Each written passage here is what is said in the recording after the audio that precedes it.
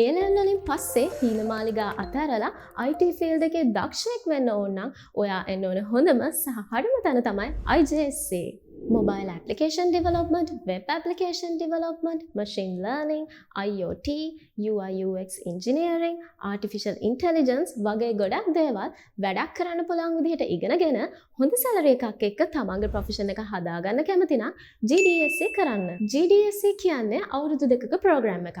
අවුරුදු 2කින් අවුරුදු 1.5ක් වගේ පොඩි කාලයක් ඇතුළත ඔයාට ඉන්ඩස්ට්‍රියල් ප්ලේස්මන්ට් පටන් ගන්නවා.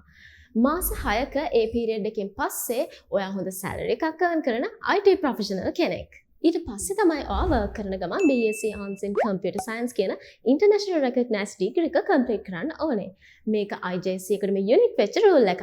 ප්‍රොෆෙෂන් එක නැතුව degree එක දෙන්නේ නැති ආයතන ලංකාවේ තියෙනවද? පුදුමයි නේද?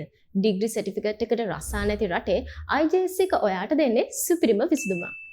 මේකට වැඩි විස්තර දැනගන්න ඕන නම් description එකේ තියෙන link එක click කරන්න.